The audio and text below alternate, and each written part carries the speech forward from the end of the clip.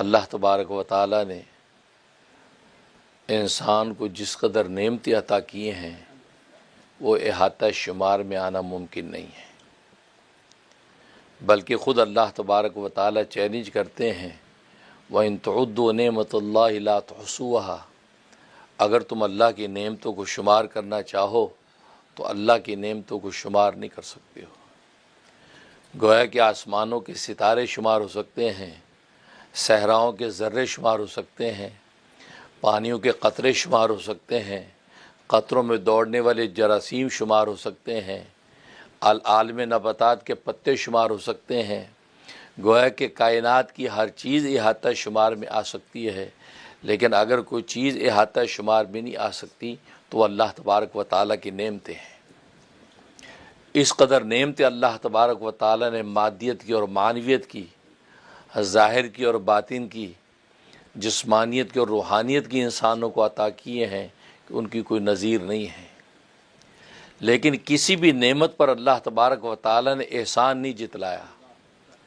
انسانوں پر احسان نہیں جتلایا کہ دیکھو میں نے تمہیں یہ نعمت دے دی، دیکھو میں نے تمہیں یہ نعمت دے دی۔ ہاں یہ چیلنج ضرور کیا کہ تم نعمتوں کو شمار کرنا چاہو تو شمار نہیں کر سکتے۔ اس میں بھی لفظ نعمت ذکر فرمایا وَإِن تَعُدُّوا نِعْمَةَ اللَّهِ، نعمت تو ایک کو کہتے ہیں، نعمت کا لفظ مفرد ہے۔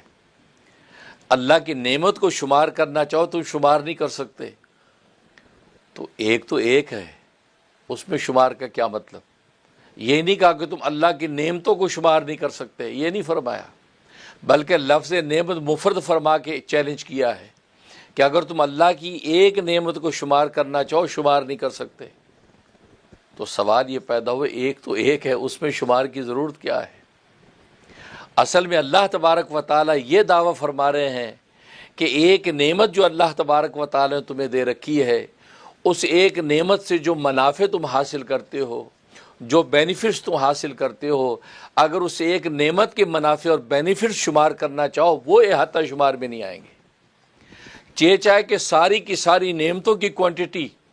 وہ کائنات کی تم شمار کرو، اس کا تو سوچو بھی نہیں، تم اللہ کی ایک نعمت کے منافع اور اس سے جو بینیفٹس لیتے اس کو شمار میں نہیں لا سکتے، تو اللہ تبارک و تعالیٰ کی دیگر نعمتوں کا کیا عالم ہوگا؟ مثلا صحت اللہ کی ایک نعمت ہے،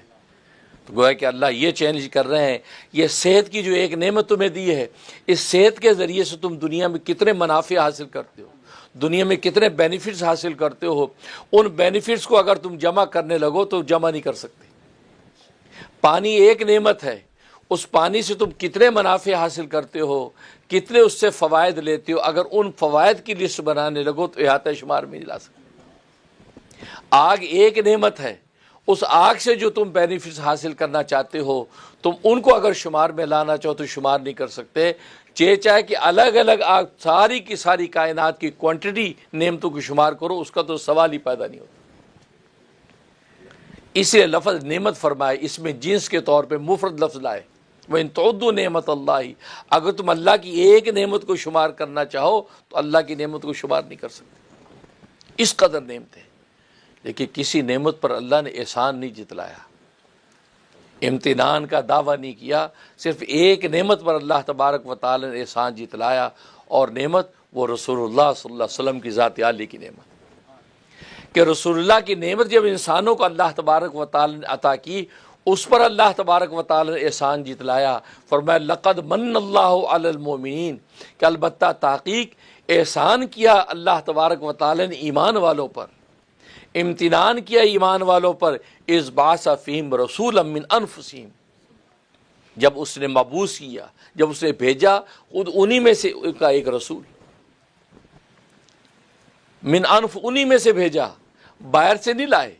آسمانوں کے فرشتوں میں سے نہیں کسی کو بھیجا، بلکہ انہی میں سے ایک کو رسول بنا دیا اور اس کو ساری کائنات کی نعمتوں کا خلاصہ اور نچوڑ بنا دیا، وہ رسول اللہ کی ذات عالی۔